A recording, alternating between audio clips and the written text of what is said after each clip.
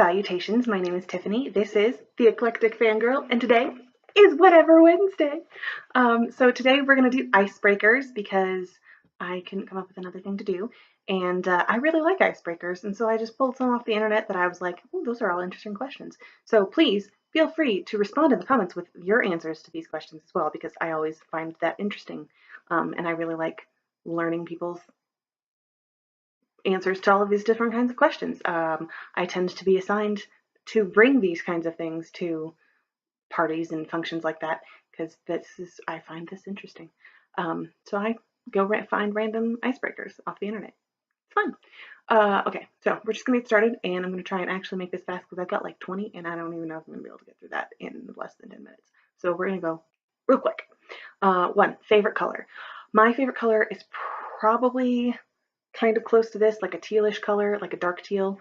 Because my name is Tiffany, and so I actually really like the Tiffany blue and kind of anything in that family. And then I also wear a lot of black, white, and red. I really like those as colors as a combo, or individually. I don't wear a lot of white individually, but you know, whatever. Favorite music genre. I really like 60s pop rock and like a southern gothic sound, which are two very different sounds, but I like both of them a lot. And then I also listen to a lot of musical theater because I'm a musical theater person and I enjoy it. Yeah, so I like those. Honestly, I like almost anything other than, I don't really listen to rap other than Hamilton, which I kind of feel like doesn't entirely count because again, it's musical theater. And then I'm kind of picky on my country singers. I don't dislike country. I actually like country. I'm just picky on who I listen to. Pretty much it. I'm picky on pop singers too, though, so really. Favorite way to annoy people. My favorite way to annoy people is to hum a slight, like hum a tune that most of them know. Like if you're just around groups of people, if you hum a tune that most people know, and just enough of it that it kind of gets them hooked on it. Basically, put a song in somebody's head. It's really, really fun. I've done it a couple of times. It's really fun to do with my sister because she doesn't remember lyrics to things, so then she's just got songs in her head that she doesn't know how to sing, and only do like little tiny sections so that they've only got a little tiny section stuck in their head. That's really fun. It's super annoying when it happens to me as well, and I know that it does, but it also happens to me from my own doing, so I just like to spread that joy. If you could steal anyone's talent, what would it be? Good question.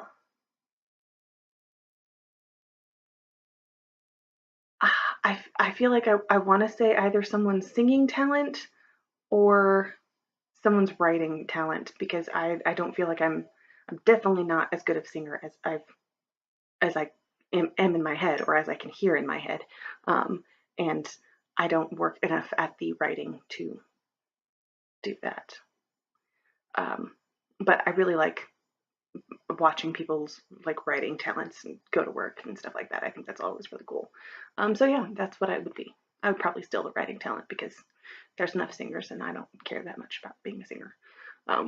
What book, movie, TV show have you read recently that you would recommend and why? That's a lot. I don't know why I didn't come up with this answer before now. Okay. Book that I recently read is The Power of Habit, which is really good, and I'm probably going to do a podcast on it, or podcast, whatever this is called, a video on this at some point in time because it's really, really good. Movie that I recently watched, I would recommend, and why that's literally this entire thing. I literally just finished watching Miss Congeniality, and it's actually still really funny, and it kind of holds up. So I would go with that one because it still holds up, and it's from like 2006 or something like that. And TV show. I just started watching Manifest, and it's gonna get its own thing too because it's super, super good. But I really, really love it because I really like Josh Dallas, and I really like this chick that they have a sister whose name I can't remember right now. I'm sorry, but she's doing a great job. And then they also just cast Daniels and Jada, and I'm just like, ooh. And I super love him. Okay, number 6. If you could choose your age for forever, what age would you be? So like, if I stayed immortal, I would say probably 27 or 28, somewhere around there.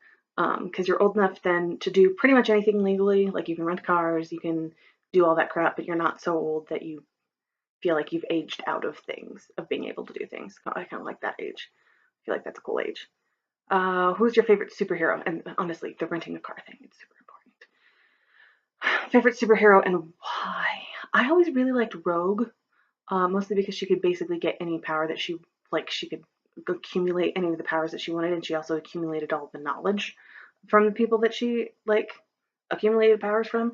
So I thought that would be really cool because that's a lot of power. That's pretty cool. Worst haircut you've ever had? Oh, that one's bad and fun. And honestly, this one right here, number two worst haircut. I'm not going to go into it other than to say I'm not loving this. It was supposed to be, my hair was down to here, and then I was supposed to get like this much cut off, and then somehow we're up here, and I don't know how that happened, other than I'm going to go with miscommunication because I don't want to say that she was stupid, but that's kind of how I felt. But worst haircut that I ever had was around 8 or 9, and I got a bowl cut like straight all the way around, as did my boy cousin at the literally the exact same time. So like we both had matching haircuts and we both had the same hair color. So yeah, I got mistaken for my cousin all the time, and just a boy in general, all the time. At 8 or 9, it's not a great way to go. It's not what you want. Um, Fictional land. What fictional land would you visit? I would go to Narnia because I think it's cool. Honestly, I would even go for the Narnia in winter thing because I love Narnia and I wanted to go there as a kid all the time. And honestly, the fact that we don't have a Narnia theme park makes me sad. Most used emoji. I'm pretty sure I don't use a ton of emojis because I don't put emojis in like social media things. I just text them. But I think mine is the winking tongue out. I've added the winking kiss, but I think I use the winking tongue out one more. If you had your own late night talk show, who would you invite as your first guest? Really good question. I'm gonna go. I'm gonna go with Jimmy Fallon, because I like him as a talk show host, and he's very fun. And I just really like Jimmy Fallon, and he makes me laugh. Um, yeah, that's what I'm gonna go with because it's the best answer that I've got right now. Best advice you've been given or have given. I have too many things, and the only one that I can come up with right now is done is better than perfect, which actually has been really, really helpful for me because honestly, you can't ever really get anything perfect, and I'm a perfectionist anyway. So then I just always be like, oh, I can do this, and I can do this, and then do this part, and then it never gets done. Like you're just never done. It's terrible. Honestly, I've had plans for starting this YouTube channel for like I think over a year now, and I just have never done it. And honestly, it should be a lot better than this with the fact that I've had plans for it for over a year, but I just always kept like panicking. Whatever. Anyway, done is better than perfect. It's actually good advice, especially for perfectionists. Um, Number, what am I on? 13. Favorite Disney character. Ooh, also a good question. Favorite Disney character. I really liked Mulan as a kid. I really loved Mushu and the Cricket as a kid. Um, and then obviously like Ariel is near and dear to my heart. And yeah, I really like almost all of the princess, like the Disney, the classic Renaissance era was really, really good. I really liked that, pretty much any of the characters within there. But I'm gonna go with Mulan because I thought she was always really cool. I really, really liked her. If you had to delete all but 3 apps from your smartphone, what do you keep? I'm gonna assume that Chrome or like the internet does not count as an app. That's what I'm gonna say. Internet does not count as an app because you still get to have the internet, even though technically that's an app. Whatever. So I would probably keep IMDb because I'm a big fat movie trivia nerd and I would not be able to not have it. It's literally the first app that I put on my phone whenever I get a new phone if it's not already on there. Which IMDb is the Internet Movie Database if anyone doesn't know, and it's genuinely my favorite website. I use it all the time. Keep, Google Keep, which is like they're basically their sticky notes list, and then you can keep it and it goes from your phone and onto your computer and goes through Keep Notes, and you can make it as a shopping list and it can help find you stuff on the, yeah, so it's just super, find stuff on the internet for you. It's super helpful. Apparently I can do with only 2. No, I know that there's other ones that I would keep. Maybe Pinterest? That seems sad. That seems sad. or Messenger, probably Messenger, because I tend to lose people's phone numbers and or I have friends that are like far away or in other countries and stuff, and so that's the only way that I can keep in contact with them. So yeah, I'm gonna go with Messenger. Yeah, Messenger slash Skype, like one of the two of those. I would keep something there. Probably Messenger. Favorite mythological animal? Ooh, I like griffins. They're cool. It's a lion and a bird. Like how can you lose with that? They're just cool. Are you a traveler or a homebody? I'm weirdly both. Like, I really like to travel, and being on planes is super fun for me. I love planes, especially if I get to watch movies on planes. I love planes.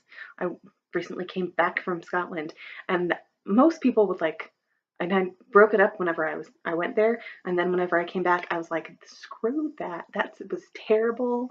I just want to be on the plane for however long and then get there and be done. Um, which I guess is kind of to some people that's good and some people that's not, like, because then you're done traveling, whatever. Either way, that's what I'm going to go with. I really, really like planes. So I got on the plane and I watched movies for 12 hours. And it was great. Super awesome. So yeah, I'm both a traveler and a homebody because I also love my hotel room whenever I get to hotels or whatever. I can make anywhere my home and it counts. What is something on my bucket list? What is something on my bucket list? I don't know. I should know that. I have a bucket list. I I would like to write a book. I'm gonna go with that. I would like to write a book. There's also a number of places that I would like to travel, but I would like to write a book. So I'm gonna go with that on my bucket list. And I more than like a fictional book. I'd like to write a fictional book. I'm gonna start working on that. What's my favorite musical instrument? I really like the cello. Don't ask me why. I don't know. I can't play the cello. I can't play any instrument. I can pick notes out on a piano. That's about it. That's all I can do. But my favorite instrument is the cello. If you put a cello in a song, I'm like, oh, it's so pretty. Yeah, that's how I roll. What's your Hogwarts house?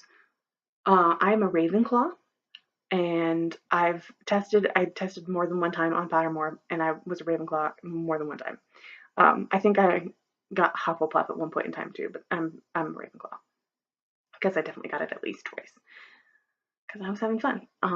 Okay. Would you rather be able to run at 100 miles per hour or fly at 10 miles per hour? I'm gonna go with fly at 10 miles per hour, which sounds ridiculous, but A, you can still fly, which means B, that you can't ever fall from anywhere. So like, even if I can only fly at 10 miles an hour, I can still jump off a building and be fine and always know that I'm going to be fine because I can fly. So that's what I'm going to go with. Because if you run at 100 miles an hour, how's that going to help you? You can't run down the building. You're still going to fall to the ground. Faster is not going to be better for that. Yeah. So, all right. That's my, that's a weird one to end on, but that's okay. That is my icebreakers for today. And my name is Tiffany. This has been the Eclectic Fangirl. And thanks for watching. Peace out, peeps!